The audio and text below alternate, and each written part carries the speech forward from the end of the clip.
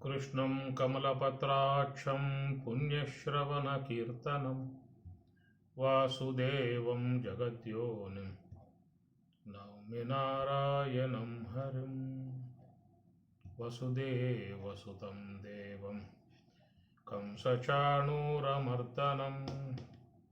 देवकी परमानन्दं कृष्णं वन्दे जगद्गुरुम् భగవద్గీత 2వ అధ్యాయము సాంఖ్యయోగము. అర్జున ఉవాచ స్థితః ప్రజ్ఞస్య కా భాషా సమాధిస్తస్య కేశవ స్థితధీః కిం ప్రభాషేత కిమాసీత వ్రజేత కిమాసీత వ్రజేత కిం. స్థితః ప్రజ్ఞస్య కా భాషా, స్థితః ప్రజ్ఞ కలిగినటువంటి వారి, కా భాష వారి లక్షణమేమి, సమాధిస్తస్య సమాధి పొంది ఉన్నటువంటి మహాత్ముడగు స్థితప్రజ్ఞుని యొక్క వాడు ఎలా ఉంటాడు అని లక్షణమేమిటి. స్థితధీః కిం ప్రభాషేత, కిం ప్రభాషేత ఆయన ఏ విధముగా మాట్లాడటం జరుగుతుంది. కిం ఆసీత వ్రజేత కిం ఆసీత ఆయన ఏ ప్రకారంగా ఉంటాడు అనేటువంటి విషయముగా అర్జునుడు ప్రశ్న వేస్తూ ఉన్నాడు. సమాధిస్తస్య యోగ సమాధిని పొందినటువంటి అతని యొక్క లక్షణాలు ఎక్కడ అడగటం జరుగుతూ ఉన్నది. జ్ఞాని ఎలా ఉంటాడు, భక్తుడు ఎలా ఉంటాడు అనేది మామూలుగా లోకంలో ఉన్నటువంటి ప్రశ్నలు. భక్తుడు ఎలా ఉంటాడు, జ్ఞాని ఎలా ఉంటాడు. భక్తుడు ఎలా ఉంటాడనే మాటకి మనం చూస్తాం కదా, భక్తి లక్షణాలు మరి వాళ్ళకు ఉండేటువంటి అవన్నీ కూడా కలిగి ఉంటేనే భక్తులు అనిపించుకునే విధానంగా ఉంటుంది. దానికి తగినటువంటి ఆకారాలు ఉంటాయి. ఎవరు ఏ భక్తిలో ప్రవేశిస్తే వాళ్లకు ఆకారం వచ్చేస్తుంది. ఆకారాన్ని బట్టి మనం చెప్పేస్తాం, వీళ్ళు వైష్ణవ భక్తులండి, వీళ్ళు శైవ భక్తులండి, వీళ్ళు అమ్మవారి భక్తులు, అయ్యప్ప స్వామి భక్తులు, ఆంజనేయ స్వామి భక్తులు అని మీకు ఎమ్మటే గుర్తించవచ్చు. ఎందుకంటే పైన ఉన్నటువంటి చిహ్నాలు అన్నమాట. ఇది భక్తి సంబంధమై ఉన్నటువంటి విధానంలో మనకు లోకంలో అందరూ కూడా చూసేటువంటి భావన. ఇక్కడ జ్ఞాని, చిత్తః ప్రజ్ఞస్య అని చెప్పిన జ్ఞాని అన్నమాట. సమాధిస్తస్య యోగ సమాధిని పొందినటువంటి జ్ఞాని. మరి జ్ఞానులు ఎట్లా ఉంటారు అనే విషయం వచ్చాగానే మనకు ఎమ్మటే ఆకారాలు పుట్టుకొస్తాయి, ఎమ్మటే వచ్చేస్తాయి అన్నమాట. కాబట్టి అవన్నీ కలిగి ఉంటేనే వారు జ్ఞానులు, వారు మహాత్ములు, వాళ్ళు పూజ్యులు అని చెప్పేసాను. అవేవి కనపడకపోయాయా అని చెప్పనంటే మాత్రం ఈయన సామాన్యంగా ఉన్నాడే, ఈయనెట్లా జ్ఞానం అవుతాడు, ఈయనెట్లా తత్వజ్ఞానం అవుతాడు, ఈ దగ్గర ఏమున్నాయని చెప్పి అవటానికి, ఈ దగ్గర ఏమున్నాయని చెప్పని జ్ఞానిగా భావించుకోవటానికి అని చెప్పన్నటువంటిది ఈ లోకంలో బాగా ముద్ర అయిపోయిందన్నమాట. ఋషులు కాను పింతృహీనుల ఎట్టుల వారి బోధమేరు పర్వతంబు లోన ఉన్న ఎట్టి మహిమరా విశ్వదాభిరామ వినురవేమ. ఋషులు కాను పింతృహీనుల ఎట్టుల, హీనుల చూస్తాం కనపడరు, వాళ్ళు చాలా హీనులుగా అనిపిస్తారు. ఎక్కడో రోడ్డు ఎమ్మటే ఉంటారు, ఎక్కడో కూర్చుంటారు, చెట్ల కింద ఉంటారు, ఏం కనపడే పరిస్థితి ఉండదు ఆ దగ్గర. ఋషులు కాము పింతృహీనుల ఎట్టుల వారి బోధ మేరు పర్వతంబు లోన ఉన్న ఎట్టి జ్ఞానంపు మహిమరా. కాబట్టి లోన చూద్దామంటే మేరు పర్వతం అంత జ్ఞానం ఉంటుంది వాళ్ళకి. వారి బోధ మేరు పర్వతంబు, వారి బోధ జ్ఞానం చూస్తే మేరు పర్వతమంతా విస్తరించి ఉండేటువంటిది లోన ఎన్న ఎట్టి జ్ఞానంపు మహిమరా. కాబట్టి ఈ ప్రకారంగా వాళ్ళ లోకంలో కనపడరు, సాధారణంగా ఉంటారు. ఎలాంటి అయ్యేష భూషణాలకు వాళ్ళు లోను కారు. మీకు తైత్రి చాందోగ్యంలో కథ వస్తుంది. అతడు రైక్యుడు అనే అతను కనబడతాడు. రైక్యుడు వినివీధిలో 2 హంసలు పోతూ ఉన్నాయి. ఆ హంసలు పోతూ ఉండగా ఒక హంస రాజ్య పరిపాలన చేసేటువంటి జానశ్రుతి అనే ఆయన్ని చూసి, ఈ జానశ్రుతి పుణ్య విశేషముతో ఎంత ప్రకాశమానముగా ఉన్నాడు, ఎంత దేదీప్యమానంగా ఆయన వెలుగుతూ ఉన్నాడు, ఎంత పుణ్య విశేషంతో ఉన్నాడని చెప్పని ఒక హంస జానశ్రుతిని పొగుడుతుంది. పొగిడినప్పుడు రెండో హంస అంటుంది, ఆయన ప్రకాశం, ఆయన పుణ్యం, రైక్యుడు ముందు అంతా ఈయన ప్రకాశం కానీ, ఈయన జ్ఞానం కానీ, ఈయన పుణ్యం కానీ అని తిరస్కరిస్తుంది రెండో హంస. ఆ హంస మాటలు అంటాడు ఈ జానశ్రుతి. ఎన్నటువంటి వాడే ఎవడో ఆ రైక్యుడు ఎక్కడుంటాడు, ఎట్లా ఆయన చూసే అవకాశం ఉంటుంది, అంత గొప్పవాడా అనేటువంటి భావనతో ఎతకటం ఆరంభం చేశాడు. ఆ విధంగా విచారించగా ఎక్కడో పల్లె గ్రామంలో ఒక బండి, 2 ఎడ్ల బండి ఉంటుంది కదా, ఆ బండి కింద కూర్చుని ఉన్నాడు, సామాన్యంగా కూర్చుని ఉన్నాడు. ఆ విధంగా విచారించుకొని రైక్యుడు తన మంత్రులతో కూడా వెళ్ళి చూస్తే చాలా హీనంగా కనబడుతూ ఉన్నాడు, పిచ్చోళ్ళ కనబడుతూ ఉన్నాడు. ఆయన పోయి నమస్కరించి మరి ఆయనకి ధన కనక వస్తువాహనాలను పెట్టి నమస్కరిస్తాడు. నమస్కరించినప్పుడు అంటాడు అప్పుడు రైక్యుడు జానశ్రుతితో, పారా శూద్ర అంటాడు. శూద్రుడుగా భావించాడు. ఈ ప్రస్తావన మీకు దీంట్లో బ్రహ్మసూత్రాలలో కూడా ఈ ప్రస్తావన తీసుకోవడం జరిగింది. అపశూద్రాధికరణం అనేటువంటిది బ్రహ్మసూత్రాలలో ఉంటుంది.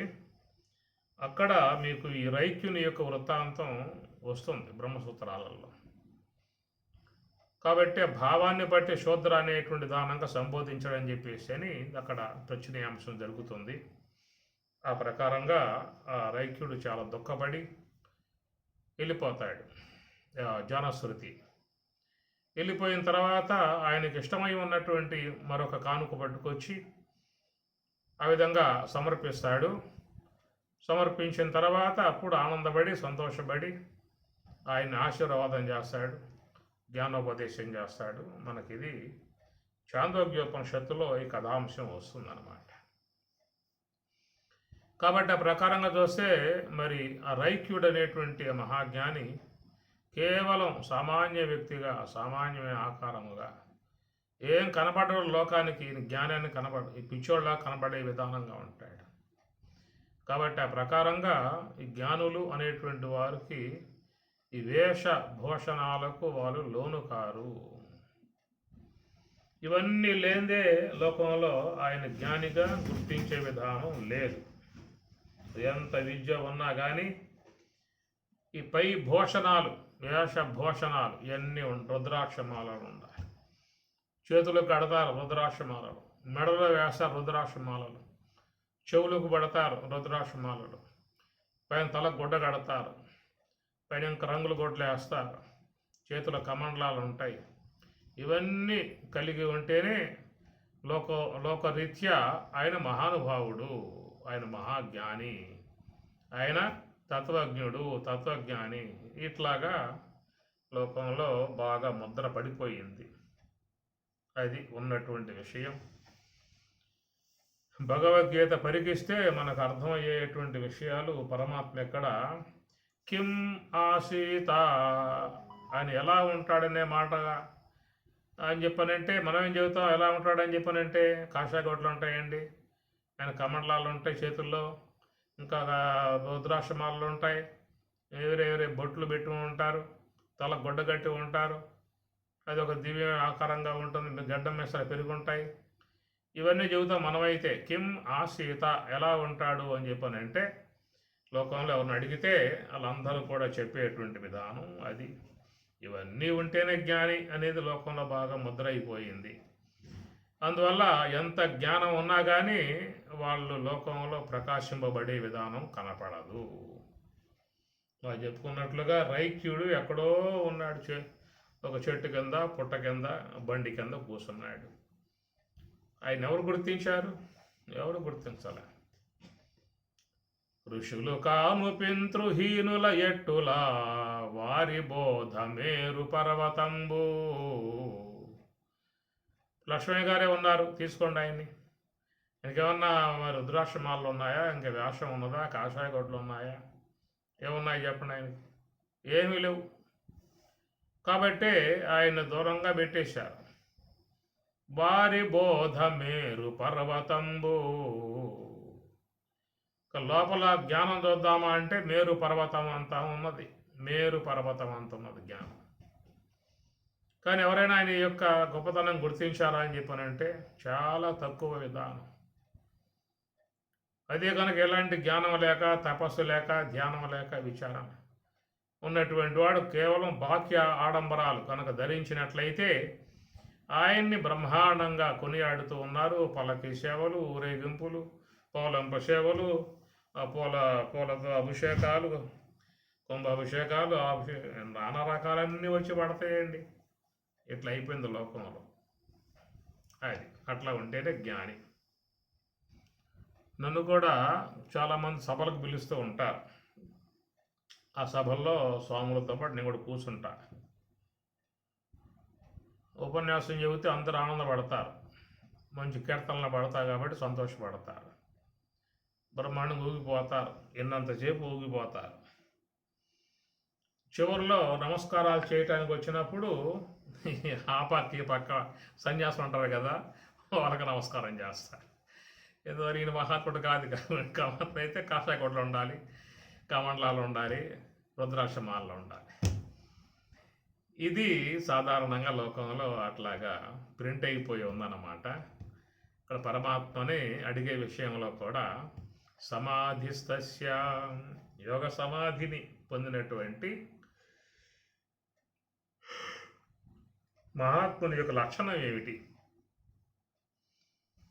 అని అడిగాడు. ఆ లక్షణం ఏమిటో ఈయన చెప్పాలి. ముందు మరి విషయం అడిగిన తర్వాత చెప్పాలి కదా ఆయన ఎట్లా ఉంటాడనేది, లక్షణం చెప్పాలి. కిం ప్రభాషేత, ఆయన మాటలు ఎట్లా ఉంటాయి, ఆ మాట తీరు ఎలా ఉంటుంది, ఆ బోధనా విధానం ఎట్లా ఉంటుంది అనేది అడిగాడు. కిం ఆసీత, ఆయన ఏ ప్రకారంగా ఆశయంలో ఉంటాడు, ఆయన ఎట్లాగా నిలకడగా ఉంటాడు.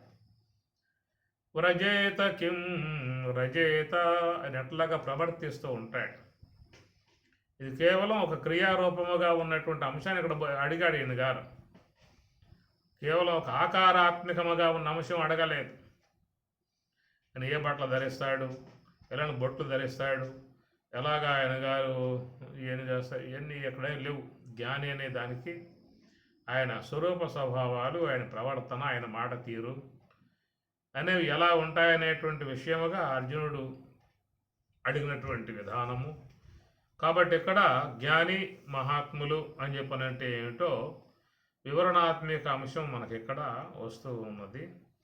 భక్తులు ఎలా ఉంటారు, భక్తి అంటే ఏమిటి, భక్తుడు ఎలా ఉంటాడు అనే మాటగా చూస్తే అది మీకు 12వ అధ్యాయంలో లాస్ట్లో అక్కడ మీకు ఆ విషయం వస్తుంది. ఏమి అక్కడ 12వ అధ్యాయంలో వచ్చేది భక్తి యొక్క సంబంధ విధానం అక్కడ వస్తుంది. ఇక్కడ జ్ఞాని ఎలా ఉంటాడు, ఎట్లా మాట్లాడతాడు అనేటువంటి అతని యొక్క ప్రవర్తన సంబంధమై ఉన్నటువంటి అంశం మీద అడగటం జరిగిందనమాట. కాబట్టి ఈ విధంగా చూసినట్లయితే ఆనాటి కాలానికి వేషభూషణాలకు సంబంధం లేదు. కేవలం జ్ఞానము, తపస్సు, యోగము, స్థితి ఇవే అన్నమాట. మనం చూస్తే పురాణాలలో కూడా ఋషులుగా ఉండేటువంటి వారు సాధారణ స్థాయిలో ఉండేవారు. అంతవరకే ధ్యానం చేసుకుంటూ తపస్సు చేసుకుంటూ ఉండేటువంటి వాళ్ళు కూడా ఇలాంటి ఆడంబరాలకి వాళ్ళ తావు లేదు. సాదాసీదాగా ఉండే విధానం కనబడుతుంది మనకి చరిత్రాత్మకంగా చూసినట్లయితే. దీనికి సమాధానంగా పరమాత్మ శ్రీ భగవానువాచ ప్రజహాతి యదా కామాన్ సర్వాన్ పార్థమనోగతాన్ ఆత్మన్యేవాత్మనా తుష్టః స్థితః ప్రజ్ఞః తదా ఉచ్యతే. స్థితః ప్రజ్ఞుడైనటువంటి వాడుగా తదా అప్పుడు ఉచ్యతే చెప్పబడును. ప్రజహాతి యదా కామాన్ సర్వాన్ పార్థ మనోగతాన్ కామాన్ ప్రజహాతి. మనోగతాన్ మనసులో చేరి ఉన్నటువంటి సమస్త కామాన్ కోరికలను ప్రజహాతి వదిలివేయుచున్నాడు. అంటే ప్రకర్ష మిక్కుటముగా విశేషముగా జహాతి వదిలివేయుచున్నటువంటి వాడు ఆత్మని ఏవ ఆత్మనా తుష్టః. ఆత్మని తన యందే ఆత్మన తన చేతనే తుష్టః తుష్టి ఆనందాన్ని పొందేటువంటి వాడు అని అన్నాడు. ఇది కేవలం ఒక స్వరూప స్థితిని పొంది ఉన్నటువంటి వాని యొక్క లక్షణం ఇది. అది కేవలం బాహ్య వ్యవహారాలకు ముడిపడి ఉన్న వ్యవహారం కాదు. ఆత్మని షష్ఠీ భక్తి ఏకవచనం, ఆత్మన తృతీయ భక్తి ఏకవచనం. కనుక తన యందే తన చేతనే ఆనందించేటువంటి వాడు. ఇది యోగ సమాధి స్థితి అన్నమాట. అది తన యందే తాను ఉండుట. అనన్యా చింతయంతో మాం ఏ జనా పర్యుపాసతే తేషాం నిత్యాభియుక్త యోగక్షేమం వహామ్యహం. అనన్యా చింతయంతో. అన్యం అంటే వేరు. తనకంటే అన్యముగా ఉండటం అన్యచింతన. అనన్యా చింతయంతో తనకంటే అన్యము కానటువంటి విధానముగా ఉండుట. తనలో తాను ఉండుట. తానే అదై ఉండుట. ఆ బ్రహ్మమే తానై ఉండుట. ఇది సాధారణంగా రావాలని చెప్పి అన్నట్లయితే మనోగతాన్ కామాన్ మనోగతాన్ సంకల్పాన్ ప్రజహాతి వదిలివేయవలయను. కామాన్ అనేటువంటి మాటకి ఏంటంటే మనస్సు యొక్క సంబంధ కోరికలు లేదా ఆలోచనలు అని అర్థం. మనస్సులో చేరి ఉన్నటువంటి ఆలోచనలను ప్రజహాతి పూర్తిగా వదలాలి అని అర్థం. అందువల్ల కమకాంతవు అంటే కోరటం అని చెప్పి అర్థం వస్తుంది. కామం అంటే కోరిక. కాబట్టి ప్రకారముగా సమస్త కోరికలు అంటే సమస్త ఆలోచనలు అని అర్థం చేసుకోవాలి. ఎందుకంటే ధ్యాన సంబంధమై ఉన్నటువంటి విధానములో ఇక్కడ ఆలోచనలే ప్రధానం. ధ్యానానికి ఆలోచనలే అడ్డం. వ్యవహారములో ఉన్నప్పుడు కోరికలు, వ్యవహారములో ఉన్నప్పుడు అవి కోరికలు, ధ్యాన విషయంలో ఉన్నప్పుడు ఆలోచనలు, సంకల్పాలు. రెండు కూడా మనోగతాన్ మనస్సునే పొంది ఉన్నాయి. మనస్సు నుంచే వస్తూ ఉన్నాయి. మనః గతాన్ మనస్సు నుంచే గమ్ అంటే రావటం. గతాన్ వస్తున్నటువంటివి మనస్సు నుంచి, ఆగతాన్ వస్తున్నటువంటివి మనస్సులో చేరి ఉన్నటువంటి. ఎందుకు చేరాయి మనస్సులో అంటే సంస్కారాలు. మనస్సులు అనేక రకాలైనటువంటి సంస్కారాలు చేరి ఉన్నాయి కాబట్టి సంస్కారముల యొక్క ఆధారంగా చేసుకొని మనకి మనస్సు నుంచి కలిగేటువంటి ఈ ఆలోచనలు, సంకల్పములు అనేటువంటివి మనం తీసుకోవాల్సి ఉంటుంది. కాబట్టి సంకల్పములను బదలగలిగితేనే ఆత్మని ఏవ ఆత్మనా తుష్ట, ఆత్మని తనయందు ఆత్మనా తన చేత, తన ఎందే తన చేతనే తుష్ట ఆనందించే విధానము. కాబట్టి తనలోకి తాను పోవాలని చెప్పి అన్నట్లయితే తాను ఎడవాల్సింది ఆలోచనలు, తన లోపలికి తాను పోకుండగా చేసేటువంటివి ఆలోచనలు, తాను వదలాల్సింది ఆలోచనలు. ఇవి వదిలితేనే ఆత్మని తన యందు తాను ఉండేటువంటి విధానం ఏర్పడుతుంది. కోరికలు అనేవి తీసుకున్నాం అనుకోండి, ఇది వ్యవహారానికి సంబంధించిన అంశాలే. కోరికలు లోకంలో ఉన్నటువంటి కుటుంబాలన్నీ కూడా సాధారణంగా ఈ కోరికలతో ఉంటాయి. ఆలోచనలు ఉండవంటే ఆలోచనలు ఉంటాయి, కానీ ఇక్కడ కోరికలు అనే పదం వచ్చింది కాబట్టి కోరికలు అని చెప్పనంటే మరి వాళ్ళ జీవన విధానంలో వాళ్ళ అవసరాలను బట్టి వాళ్ళ కోరికలు ఏర్పడుతూ ఉంటాయి. ఈ కోరికలు కూడా పుంకాలుగా వస్తూ ఉంటాయి. చూసిందల్లా కూడా నచ్చిందా అంటే కోరిక, మా ఇంట్లో ఉండాలి, మాకు కావాలి అనేటువంటి విధానంగా లోక వ్యవహారంలో అందరూ కూడా కోరికలు కలిగి ఉన్నారు. చిన్న పిల్లలు మొదలు పెద్ద వయసు గల వాళ్ళ వరకు అందరికీ ఎవరి యొక్క స్థాయిలో వాళ్ళకి ఉంటాయి కోరికలు. కోరికలు లేకుండా లోకంలో ఎవడో లేడు. అందువల్ల ఈ కోరబడటము అనేటువంటిది సాత్విక సంబంధమై ఉన్న కోరికలు ఉంటాయి, రజోగుణాత్మకముగా ఉండే కోరికలు ఉంటాయి, తమో గుణాత్మకమై ఉన్న కోరికలు ఉంటాయి. 3 రకాలుగా ఉంటాయి కోరికలు. సాత్విక స్వభావం కలిగి ఉన్నటువంటి వాళ్ళు సాత్విక సంబంధముగా కోరికలు కలిగి ఉంటారు. రజోగుణ ప్రభావం కలిగి ఉన్నటువంటి వారు రాజశేఖ సంబంధ కోరికలతో వాళ్ళు ఉంటారు. తమో గుణ స్వభావం కలిగి ఉన్నటువంటి వారు తామసిక సంబంధమై ఉన్న కోరికలుగా వాళ్ళు ఉంటారు.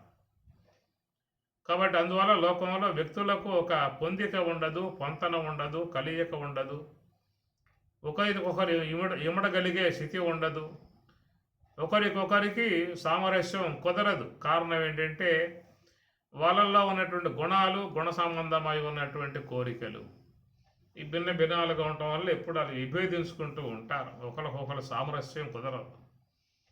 కుటుంబాల్లో కూడా అంతే.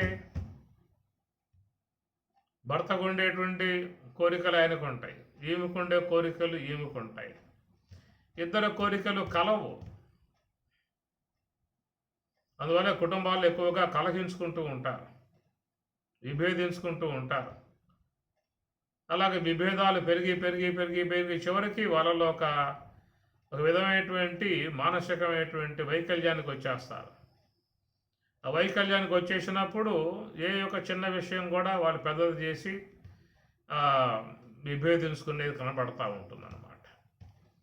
అసలు సృష్టి విధానంలోనే పురుషుని యొక్క ఆకారము, స్త్రీ యొక్క ఆకారం రెండు కూడా భిన్నాలుగా నిర్మాణం జరిగింది. ఇరువురు యొక్క మెటీరియల్ మార్పుగా ఉంటుంది. మెటీరియల్ వేరు, ఆ మెటీరియల్ వేరు, ఈ మెటీరియల్ వేరు. శరీర విధానంలో చూస్తే లలితంగా వాళ్ళ దేహాలు ఉంటాయి, చాలా మృదువుగా వీళ్ళ దేహాలు ఉంటాయి. వృక్షముల్లాగా లతల్లాగా అనుకోండి. రెండు పెనవేసుకుపోతాయి అనుకో, సృష్టి యొక్క విధానం అది. కానీ శరీరం యొక్క నిర్మాణ విధానంలో మాత్రం మెటీరియల్ లోపల ఉన్నటువంటి విధానాలు మార్పుగా ఉన్నాయి. ఇది కొంచెం గట్టిగా ఉంటుంది, గంభీరంగా ఉంటుంది, దృఢంగా ఉంటుంది. వాళ్ళ దేహాలు లలితంగా ఉంటాయి, మృదువుగా ఉంటాయి, చాలా సుకుమారంగా ఉంటాయి. నిర్మాణ విధానం అన్నప్పుడు లోన ఉన్నటువంటి మనసు యొక్క మానసిక తత్వాలు కూడా వేరువేరుగా ఉంటాయి. అందువల్ల ఆ మనస్తత్వం అదో రకంగా ఉంటుంది, ఈ మనస్తత్వం ఇదో రకంగా ఉంటుంది. అందువల్ల ఆ రెండింటికి ఒక పొంతన అనేది జీవన విధానంలో ఉండదు. ఎవరి యొక్క ఆలోచనలు వాళ్ళకి నచ్చుతాయి తప్ప వీళ్ళ ఆలోచనలు వీళ్ళకి నచ్చవు.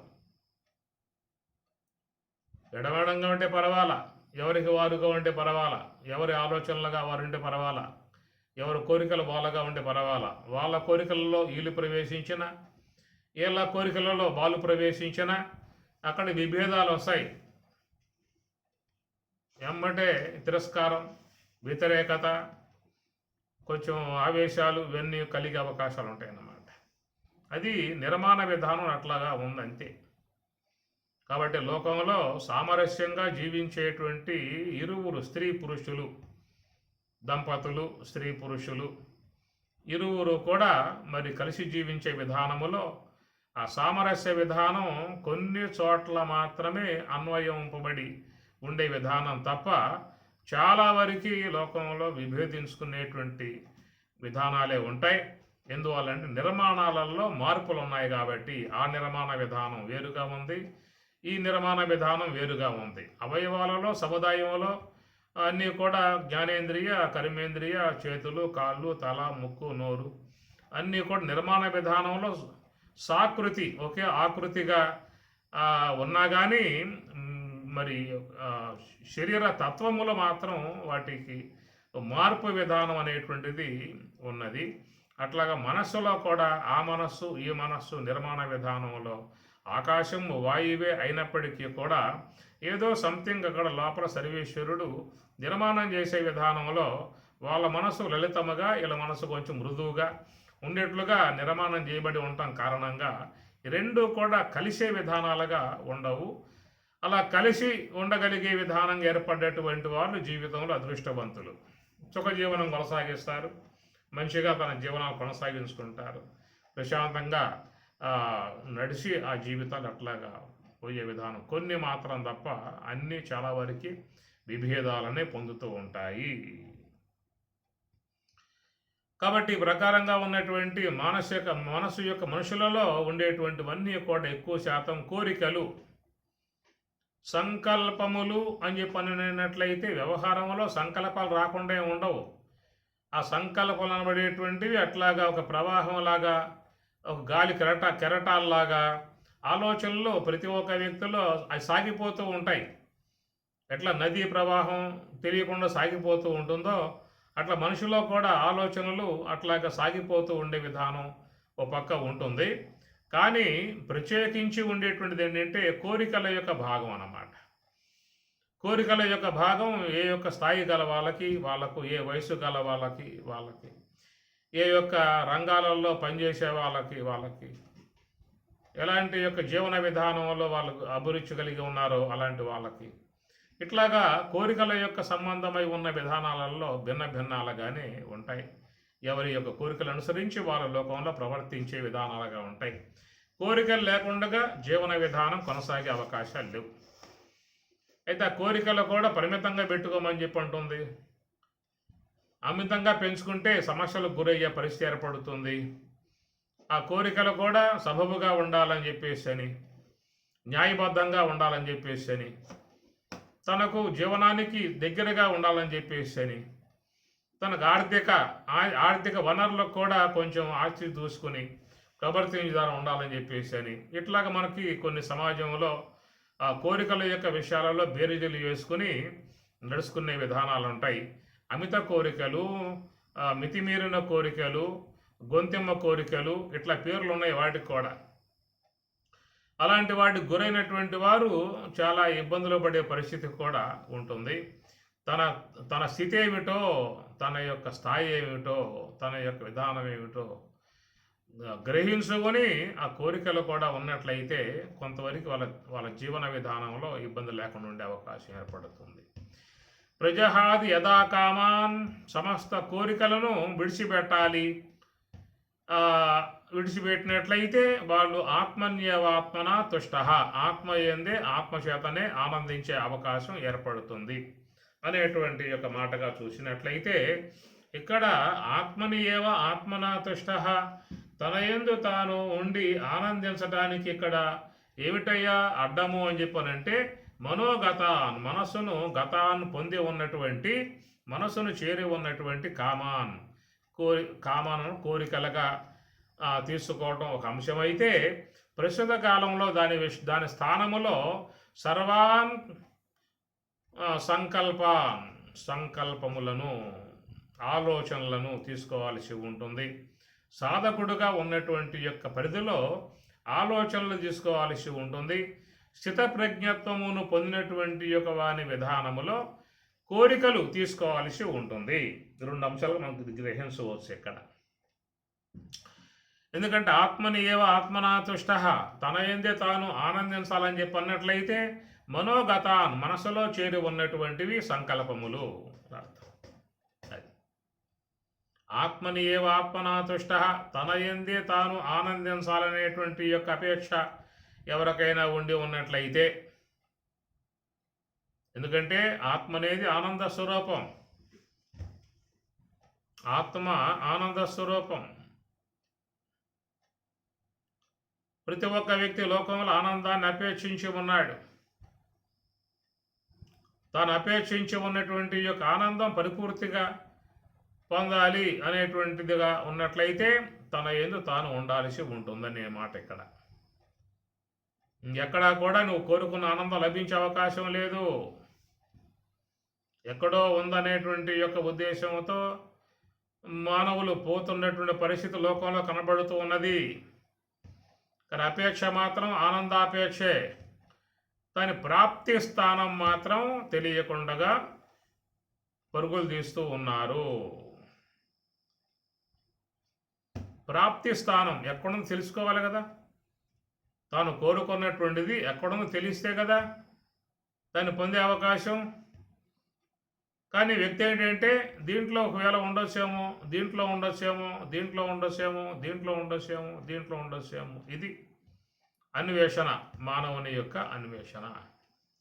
దాంట్లో ఉండొచ్చు అనుకుంటా, దీంట్లో ఉండొచ్చు అనుకుంటా, ఆడకపోతే ఉండొచ్చేమో, ఏడకపోతే ఉండొచ్చేమో, అది పొందితే ఉండొచ్చేమో, ఇది పొందితే ఉండొచ్చేమో, దాంట్లో లభించవచ్చేమో. ఇది ఈ ప్రకారంగా తాను అన్వేషిస్తున్నది ఆనందము. ఆ ఆనందము అనేది ఎక్కడున్నది అంటే ఆత్మని తన యందు ఉన్నది అన్నాడు ఇక్కడ. ఆత్మని బ్రహ్మణి, ఎందుకంటే 2 కూడా సప్తమి భక్తులే. ఆత్మన్ శబ్ద నకారాంతమే, బ్రహ్మన్ శబ్ద నకారాంతమే. బ్రహ్మ బ్రహ్మణి బ్రహ్మాణి, బ్రహ్మ బ్రహ్మణి బ్రహ్మాణి. సప్తమి భక్తి బ్రహ్మణి. అట్లా ఆత్మన శబ్ద కూడా ఆత్మని, అది కూడా సప్తమి భక్తి.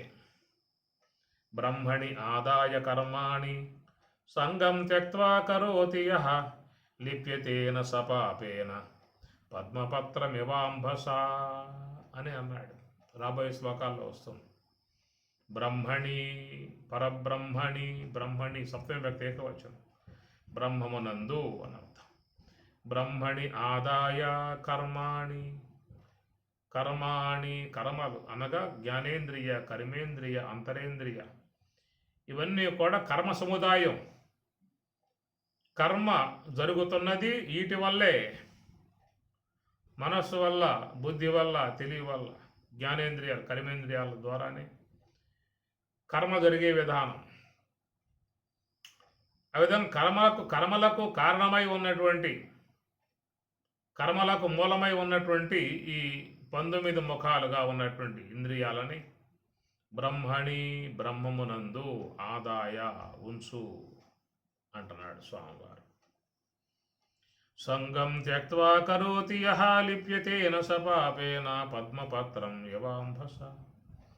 ఎవరైతే ఈ ప్రకారంగా సమస్త ఇంద్రియాలని బ్రహ్మమునందు లయింపజేస్తూ ఉన్నారో, బ్రహ్మములు లీనం చేస్తూ ఉన్నారో, ఆ బ్రహ్మ స్వరూపానుభవమును పొందిన తర్వాత వాళ్ళు చేసే వ్యవహారం ఎట్లా ఉంటుందంటే పద్మపత్రం యవ, దేనికి అంటకుండగా ఉండే విధానం అని చెప్పి అన్నారు. కాబట్టి ఇక్కడ ఆత్మని, ఇది కూడా సప్తమి వ్యక్తి, ఆత్మని తన యందు, ఆత్మన తన చేత తుష్ట ఆనందించటము, ఇదన్నమాట. విచారసాగరంలో అంతర్ముఖ వృత్తికి విషయం ప్రత్యక్కు, బహిర్ముఖ వృత్తికి విషయం పరాక్కు అని చెప్పి అంటారు. నిశ్చలదాస్ పండితుల వారు అంతర్ముఖ వృత్తిక విషయం ప్రత్యక్కు, బహిర్ముఖ వృత్తిక విషయం పరాక్కు అన్నాడు. కాబట్టి బహిర్ముఖ వృత్తి ద్వారా పరాక్ దర్శనం, బయట ఉన్నటువంటి శబ్ద, స్పర్శ, రూప, రస, గంధాది విషయాలనే మనం తెలుసుకోవడం జరుగుతుంది. బయటకు పోయినటువంటి వాళ్ళకి తెలియబడేటువంటి ఇవే, ఇంకేం లేదేక. బయటికి పోయావా, నేత్రం ద్వారా పోయావా దృశ్యాలు, శ్రోత్రం ద్వారా పోయావా శబ్దాలు, గ్రహణం ద్వారా పోయావా గంధాలు, జిహ్వ ద్వారా పోయావా రసాలు, ఇవే తెలియబడేటువంటివి. కాబట్టి ప్రకారముగా మరి ఇంద్రియముల యొక్క ఆశ్రయం ద్వారా బయటికి పోయేటువంటి యొక్క మార్గాన్ని చెబుతూ దీన్ని ఏమన్నారంటే ఇది పరాక్ దర్శనం అని చెప్పి అన్నారు. బహిర్ముఖ వృత్తికి విషయం పరాక్కు అన్నాడు, అంతర్ముఖ వృత్తికి విషయం ప్రత్యక్కు అంటాడు. ఒక అంతర్ముఖ ప్రయాణం ద్వారానే ప్రత్యక్ స్వరూపాన్ని గుర్తించే అవకాశం ఏర్పడుతుంది. కాబట్టి ప్రత్యక్ ఆత్మ, ప్రత్యేగాత్మ అని అంటారు. ఇది మన కఠోపనిషత్తుల్లో కూడా ఈ పదమే వాడాడు అక్కడ. ప్రత్యేగాత్మ, ప్రత్యేగాత్మ.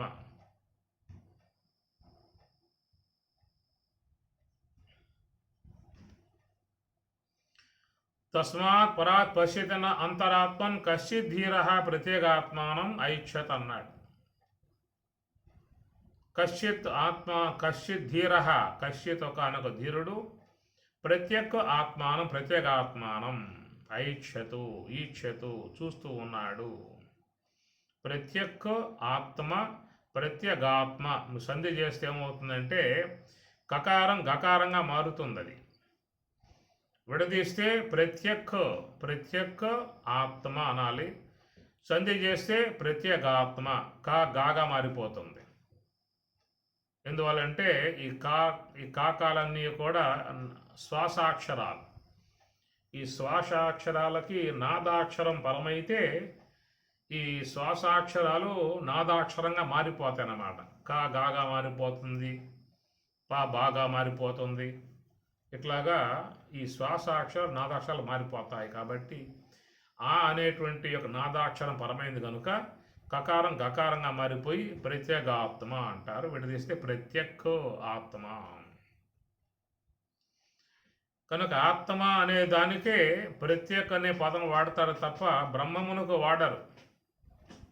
ప్రత్యేక్ బ్రహ్మ అనే పదం వాడరు. ప్రత్యేక్ పరమాత్మ అని కూడా వాడరు. అదేమిటండి, బ్రహ్మము అన్నా పరమాత్మ అన్నా ఆత్మ అని మూడు ఒకటే కదా, సమసత్తల కదా.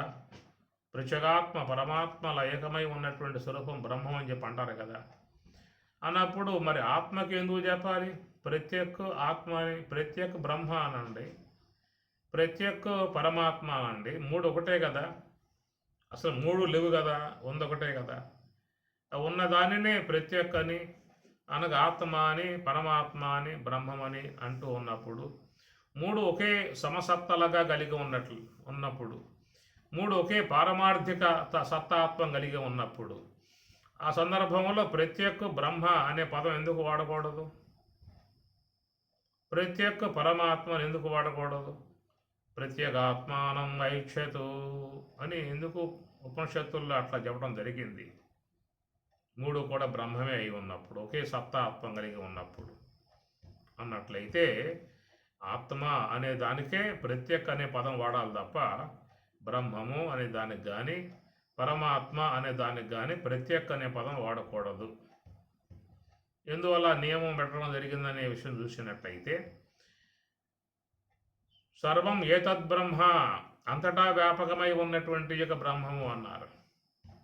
అయం ఆత్మ బ్రహ్మ, ఆ బ్రహ్మమే ఆత్మగా నీయందు భాషిస్తూ ఉన్నది. అంతటా వ్యాపకమై ఉన్నటువంటి యొక్క ఆ బ్రహ్మం నీకు విషయం కాదు.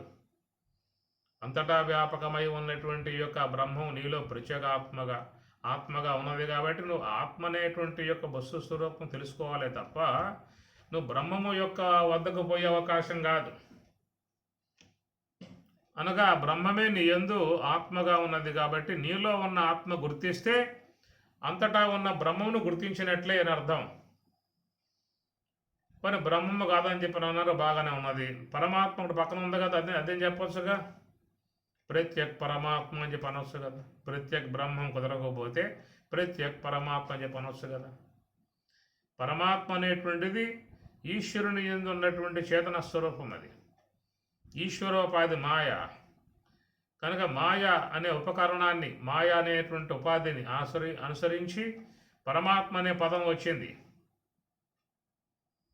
కాబట్టి పరమాత్మ ఎందుకన్నామంటే మాయ అనే ఉపాధి కలిగి ఉన్నటువంటి ఈశ్వరుని యొక్క స్వరూపం, అది మూల స్వరూపం. అందువల్ల ఒకవేళ ఈశ్వరుడు ఏమన్నా తాను పొందాలనేటువంటి భావం కలిగినట్లయితే పరమాత్మ యొక్క స్వరూప విధానంలో ఆయన ఉండాల్సి ఉంటుంది.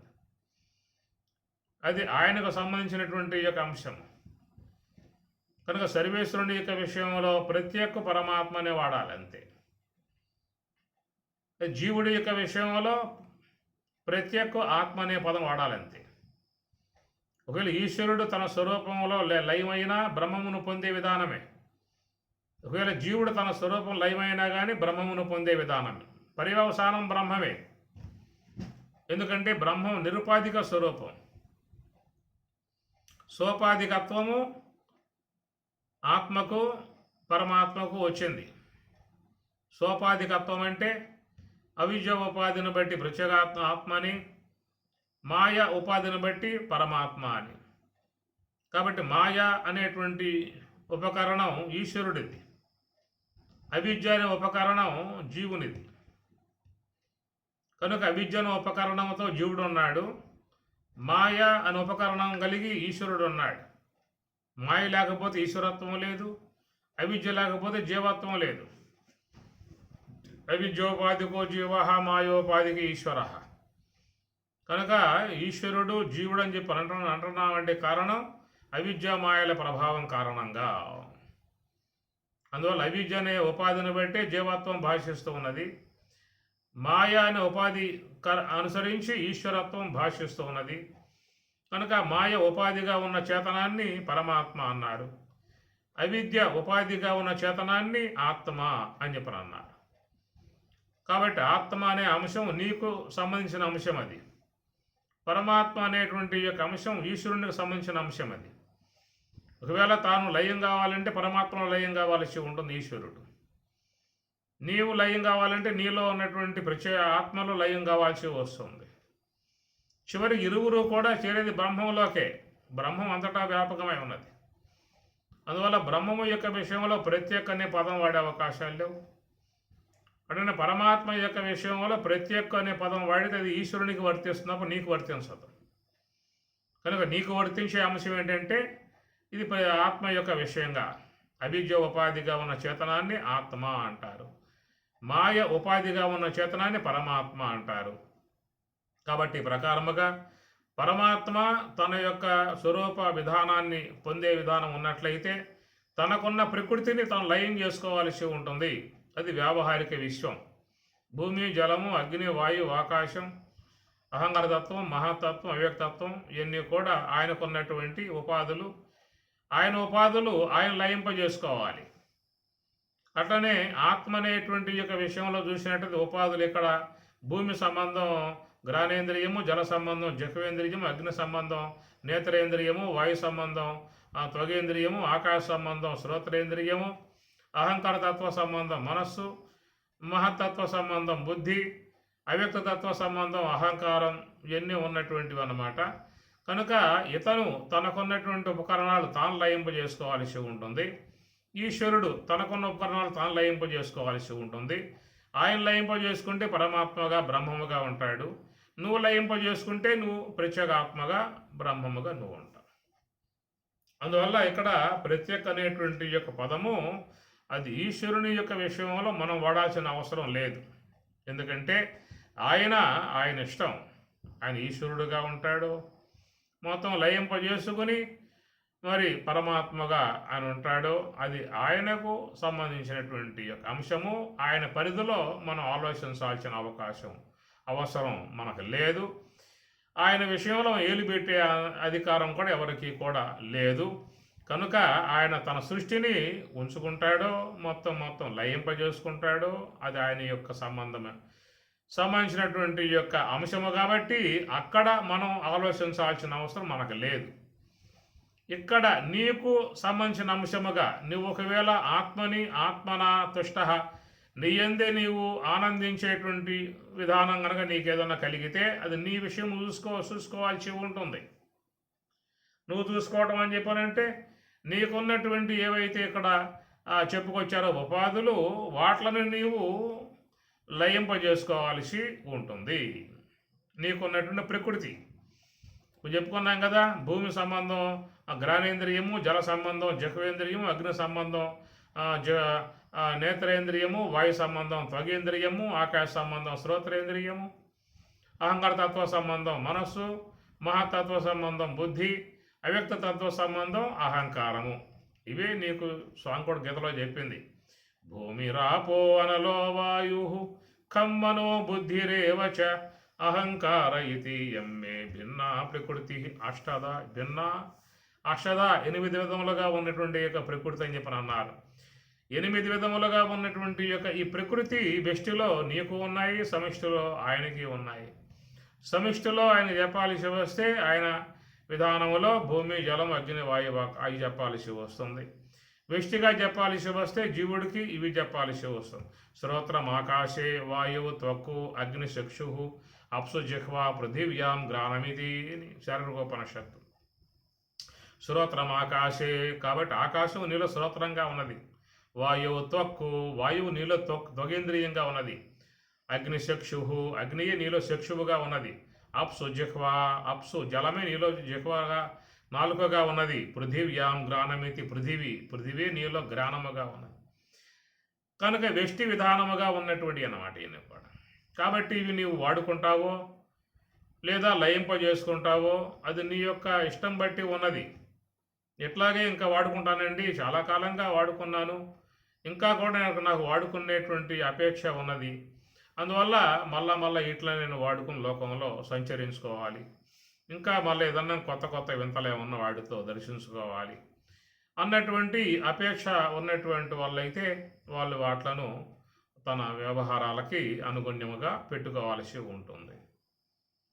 ఒకవేళ నాకు ఈ వ్యవహారం అనేది వద్దులే, ఇంతవరకు చేసిన చాలు, ఇక నేను నా స్వరూపంలోకి వెళ్ళిపోవాలి, నా యొక్క స్వరూప అనుభవంలోకి వెళ్ళిపోవాలి, ఇక మోక్షం వైపుకి వెళ్ళిపోవాలి, ఈ భవసాగరము ఈ వేదటము పుట్టటము సావటము ఈ నానా వేదనలు బాధలు ఇవన్నీ ఇంక సాలే ఎంతవరకు చేసింది అని చెప్పనేటువంటి ఒక నిరుత్సాహానికి వచ్చినట్లయితే, ఇక వాటి యొక్క దాని ఎందు ఉత్సుకత లేనట్టు విధానంగా వచ్చినట్లయితే ఇక వాళ్ళందరూ కూడా ఈ ఇంద్రియ సముదాయాన్ని అంతర్ముఖము చేసి ఆత్మని ఏవ ఆత్మన తన ఎందే తాను ఉండేట్లుగా మొత్తం లయింపజేసుకోవాల్సి ఉంటుంది. కాబట్టి ప్రకారముగా లయింపజేసుకొని నీ యందు నువ్వు ఆనందిస్తావో లేదా అవి అట్లాగే పెట్టుకొని లోక వ్యవహారం మళ్ళా చేసుకోవటానికి దేహంలో ధరించి విషయంలోకి వస్తావో అది వాళ్ళ అభిష్టమును బట్టి ఉండేటువంటి యొక్క అంశము. ఇక్కడ స్థితప్రజ్ఞత్వ విధానముగా స్వామి చెప్పేటువంటి మాటగా వచ్చింది కాబట్టి ఆయన ప్రశ్న వేసింది కూడా చిత్తప్రజ్ఞుడి యొక్క లక్షణం ఎలా ఉంటుంది, ఆయన ఎట్లాగా మాట్లాడతాడు, ఎట్లాగా వ్యవహరిస్తాడు అనే విషయంగా ఆయన అడగటం కారణంగా ఈ సబ్జెక్ట్ ఆరంభం అయింది. కాబట్టి ఇది కేవలం యొక్క మోక్ష సంబంధముగా చేరి ఉన్నటువంటి యొక్క భాగంలోకే చేరి ఉంటుంది. కాబట్టి ఇక్కడ ఏంటంటే ఇక ఆత్మని ఏవో ఆత్మనా తుష్ట తన ఎందే తాను ఆనందించే విధానం అని చెప్పి అన్నాడు. కాబట్టి దానికి ఏమిటయ్యా విధానము అని చెప్పనంటే ఇక్కడ చెప్పుకున్నట్లుగా మరి తన వ్యష్టిగా ఉన్నటువంటి ఏవైతే ఉన్నాయో మొత్తం కూడా వాటిని ఇక నివృత్తి మార్గం వైపుకు ప్రయాణం చేయించాల్సి ఉంటుంది. సర్వద్వారాన్ని సంయమ్య మనోహృది నిరుధ్య చ మూర్ధనయాదాయాత్మన ప్రాణ ఆశ్రితో యోగధారణ అనేటువంటి అంశాలు దీనికి అన్వయం అవుతాయి. సర్వద్వారాన్ని సంయమ్య సర్వేంద్రియాన్ని సంయమ్య సంనియమ్యేంద్రియ గ్రామం ఇవన్నీ కూడా పదాలే. అందువల్ల ఈ ప్రకారంగా వాటిను మరి మనస్సులో ఉన్నటువంటి సంకల్పాలను పూర్తిగా సర్వాన్ మనోగతాన్ సంకల్పాన్ సర్వాన్ మనోగతాన్ కామాన్ రెండు అంశాలు ఉన్నాయి ఇక్కడ. రెండింటి మీద కూడా మాట్లాడుకోవాల్సి వస్తుంది. అయితే ముందెత్తులో మనం మాట్లాడుకుంటున్న అంశం ఏంటంటే మనోగతాన్ సర్వాన్ సంకల్పాన్ అన్న అంశం తీసుకున్నాము. అది నీకు నెరవేరితేనే ఆత్మని ఏవ ఆత్మనా తుష్ట, అది నీకు సిద్ధించే అవకాశం ఏర్పడుతుంది. ఇందా చెప్పుకున్నాం కదా, ధ్యానములో ఉన్న విధానములో కోరికలు కాదు సంకల్పాలు, వ్యవహారములో ఉన్న విధానములో ఎక్కువగా కోరికలే పనిచేస్తూ ఉంటాయి. సంకల్పములు వస్తూ పోతూ ఉన్నా కానీ ఎక్కువ కోరికలే పనిచేస్తూ ఉంటాయి. వ్యవహార జీవనం చేసేటువంటి వారు కోరికలు కలిగి వ్యవహారం చేసుకుంటూ ఉంటారు. కాబట్టి ఈ సంకల్పములు అనబడేటువంటివి ధ్యానములో ఉన్నటువంటి వారు సంకల్పాలు అనేటువంటివి అడ్డముగా ఉండే విధానం ఉంటుంది. కాబట్టి ధ్యానములో ఉన్నప్పుడు కోరికలు అనే మాట వాడటం అంత సబబు కాదు. ధ్యానములో ఉన్న వాళ్ళకి సంకల్పములు అనబడేటువంటి మాటే ఇక్కడ చెప్పాల్సి వస్తుంది. అందువల్ల మీకు ఆత్మ సంయమ యోగంలో కూడా పరమాత్మ చెప్పింది సర్వ సంకల్ప సన్యాసి అని చెప్పని అన్నాడు. నక్ష్య సన్యాస సంకల్ప యోగిన భవతి కశ్చన అని కూడా అన్నాడు పరమాత్మ. కాబట్టి ఈ ప్రకారముగా మరి తన యందు తాను ఉండటం అనేటువంటి మాటకి ఏమిటయ్యా అర్థము అంటే మనోగతాన్ సర్వాన్ సంకల్పాన్. కాబట్టి ప్రకారముగా మనస్సులో చేరి ఉన్నటువంటి సంకల్పములను ప్రజహాతి బదలగలిగితే అప్పుడు మరి మనస్సు అనేది అంతర్ముఖమై లోన ఉన్నటువంటి ఆత్మస్వరూపమును విషయం చేసుకునే విధానముగా వస్తుందనేటువంటి మాట నిశ్చలదాసు పండితుడు విచార సాగరములో అంతర్ముఖ వృత్తికి విషయం ప్రత్యక్కు అని చెప్పని అన్నాడు. ప్రత్యక్కు ఆత్మ ప్రత్యేగాత్మ అవుతుందన్నమాట. దీన్ని ముందెత్తులో ఆయన గారు విషయాన్ని ప్రతిపాదన చేశాడు. తర్వాత మళ్ళా అది కొంచెం దాంట్లో ఎందు దోష విధానం ఉంది కాబట్టి మళ్ళా దాన్ని అపవాదం చేశాడు. ప్రతిపాదన చేయటము అపవాదం చేయటం ఎందువల్ల అంటే ఏదైతే ఒక విషయం అనేటువంటి చెప్పినప్పుడు దాంట్లో కొంత గ్రహించడానికి దోషయుక్తముగా ఉన్నప్పుడు దాన్ని మళ్ళా సవరణ చేస్తారు. ఆ సవరణ చేసినటువంటి యొక్క విధానమే ఆయన గారు దాన్ని మళ్ళీ పూర్వపక్షం చేశాడు. ఏమిటని చెప్పానంటే అంతర్ముఖ వృత్తికి విషయం ప్రత్యక్కు అనే మాట ముందు వాడాడు. ఆ మాట కనుక వాడకపోతే సాధకులకు మార్గం దొరికి సాగదు కనుక అది ముందు పట్టుకోవాలి. తర్వాత దాని మీద వాళ్ళకి మరొక ఆలోచన ఏర్పడింది. అయ్యా అంతర్ముఖ వృత్తికి ప్రత్యేక అని చెప్పి అన్నావు కదా, అంతర్ముఖ వృత్తి అనేటువంటిదేమో అది మరి కరణం అయ్యింది. ఆ కరణానికి ఆత్మ అనేది విషయం అయింది కదా, మరి ఆత్మ విషయంగా చెప్పినట్లయితే అది దృశ్యమానం అవుతుంది, తెలియబడ్డ విషయం అవుతుంది. ఏది తెలియబడుతుందో అది కాలాంతరంలో అంతరిస్తుంది. యదృశ్యం తన్నశ్యం అనేటువంటి మాట కూడా ఉన్నది. తెలియబడిందంతా కూడా కాలాంతరంలో అది పరిణామం చెంది నశించే విధానం ఉంటుంది కదా. మరి చెప్పిన విషయంలో అంతర్ముఖ వృత్తి కారణమయ్యింది, ప్రత్యేగాత్మ విషయమైంది కదా అని చెప్పనే మాట మీద మళ్ళా ఆయన తీసుకుని దాన్ని మళ్ళీ పూర్వపక్షం చేశాడు అక్కడ. ఎందుకంటే పూర్వపక్షం చేయిందే మన సిద్ధాంత విధానంగా కుదిరే వ్యవహారం కాదు. అయితే ఈ మాట చెప్పకపోతే సాధకులు ముందుకు పోయే అవకాశం లేదు. అంతర్ముఖ వృత్తికి విషయం ప్రత్యేక అనేటువంటిది ముందు చెప్పాలి. దాన్ని చంద్ర శాఖా న్యాయం అని చెప్పని అంటారు. పాడ్యమ పూట ఉన్న చంద్రుడిని చూపించాలని చెప్పనంటే కొమ్మను చూపించి చూడు ఆ కొమ్మ మీద ఉన్న చూసా అది చంద్రుడు, పాడ్యమ చంద్రుడు అని చెప్పని. ఆ పూట ఆయన గారు బాగా కనపడడు, చంద్రుడు రేఖ మాత్రం ఉంటాడు కాబట్టి ఆ శాఖా న్యాయములో చూపిస్తారన్నమాట. ఆ తర్వాత శాఖను పక్కన పెట్టేసేసి చంద్రుడిని చూసే విధానంగా వచ్చేస్తారు. ఆ ప్రకారం ఇక్కడ కూడా అంతర్ముఖ వృత్తికి విషయం ప్రత్యేక అని చెప్పనంటూ దాన్ని పూర్వపక్షం చేసేసి తర్వాత బ్రహ్మము యొక్క విషయమే ప్రతిపాదన చేసే విధానం మనకి విచార సాగరంలో సబ్జెక్టు వస్తుంది. కాబట్టి ప్రకారముగా మరి మనస్సు అంతర్ముఖము కానిదే నీ యందు నీవు ఆనందించే అవకాశం అనేటువంటిది లేదనేటువంటి మాటగా మనోగతాన్ కామాన్ అని తీసుకొచ్చాడు. ఇక్కడ మనస్సులో చేరి ఉన్నటువంటివి రెండు ఉన్నాయి. కామములు ఉన్నాయి, అట్లనే సంకల్పములు ఉన్నాయి. ఈ రెండింటి విషయం చూసినట్లయితే సాధకులుగా ఉన్నటువంటి వారు తన యందు తాను ఆనందించాలనేటువంటి యొక్క అపేక్ష ఉన్నటువంటి వారు ముందు ఏం వదలాలి అని చెప్పి అన్నట్లయితే తాను ధ్యానములో ఉన్నప్పుడు మరి ఆలోచనలను వదలాల్సి ఉంటుంది. ఇక్కడ గమనించాల్సిన అంశం మనం రెండు కూడా చెప్పుకున్నాము.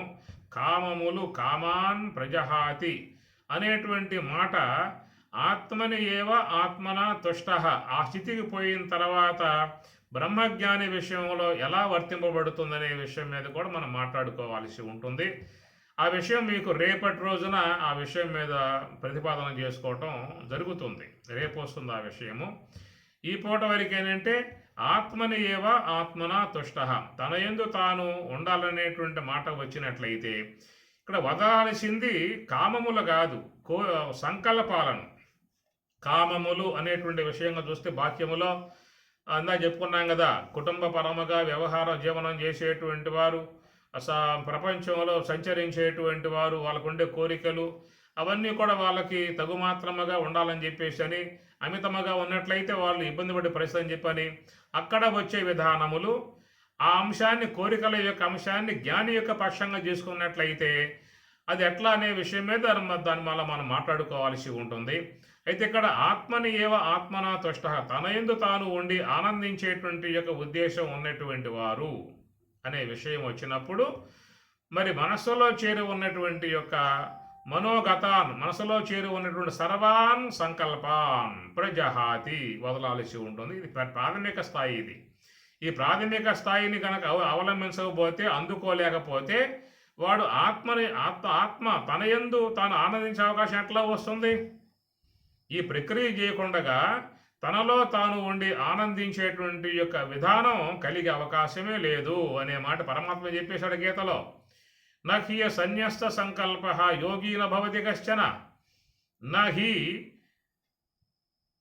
అసన్యస్త వదలకపోయినట్లయితే సంకల్ప, ఎవరైతే సంకల్పములను వదలడో వాడు యోగి నభవతి, యోగి కాజాలడు, ఆత్మానుభవాన్ని వాడు పొందలేడు అని చెప్పిన అన్నాడు. కాబట్టి అందుచేత తాను తనలో ఆనందించేటువంటి విధానంగా ఎవరికైనా అపేక్ష ఉన్నట్లయితే ప్రధానంగా వాళ్ళు చేయాల్సిన పని మనస్సుని హంస యొక్క ఆశ్రయంలో పెట్టాల్సి ఉంటుంది. ఎందువల్ల మనస్సుని హంస యొక్క ఆశ్రయంలో పెట్టాలనేటువంటి యొక్క నిబంధన ఎందుకు ఏర్పాటు చేశారనే మాట చూసినట్లయితే మరి ఈ మనోగత, మనసులో చేరి ఉన్నటువంటి యొక్క ఆలోచనలను మనం వాటిని తీసివేసే అవకాశం మనకు లేదు. ఎన్ని తీసివేస్తా, నువ్వు ఎన్ని లాగుతూ ఉన్నా అవి పుడతానే ఉంటాయి. ఒకడు బొందలో అన్నం పెట్టుకున్నాడు.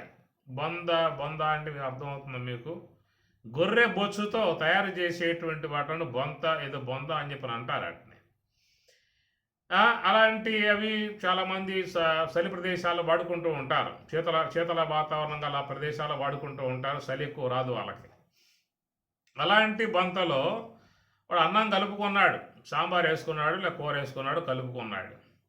కలిపిన తర్వాత దాంట్లో ఆ యొక్క ఎంట్రుకలు వస్తూ ఉన్నాయి.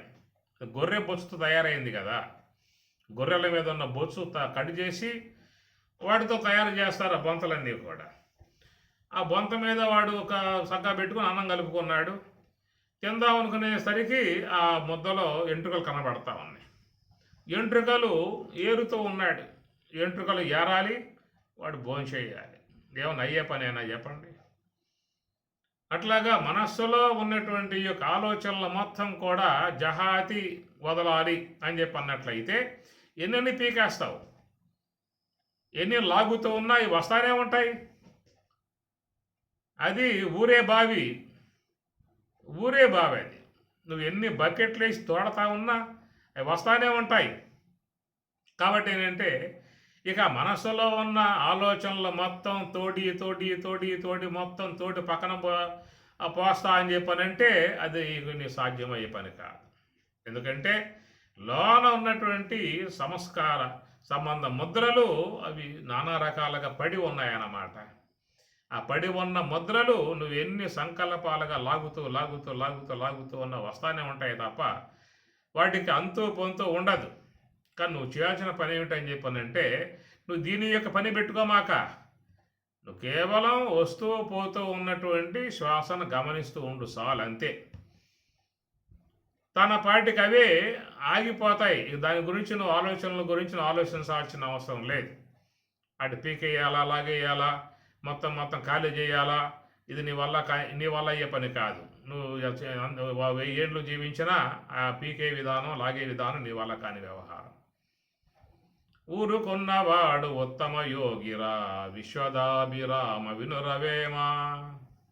ఆయన చెప్పింది ఒకే మాట, ఊరుకున్నవాడు ఉత్తమ యోగిరా ఊరక చూచుచుండువాడ. పరమాత్మ అన్నమాట.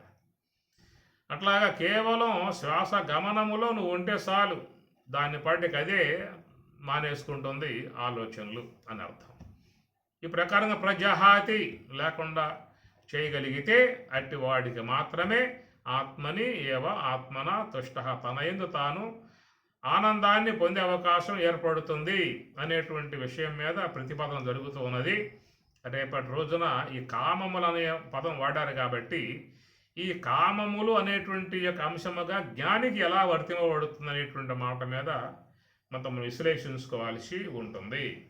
ఓం సహనా భవతు సహనౌ భునక్తు సహ వీర్యం కరవావహై తేజస్వినావధీతమస్తు మా విద్విషావహై. ఓం శాంతి శాంతి శాంతి. హరి ఓం తత్సతు. శ్రీ గురుభ్యో నమః. హరి ఓం.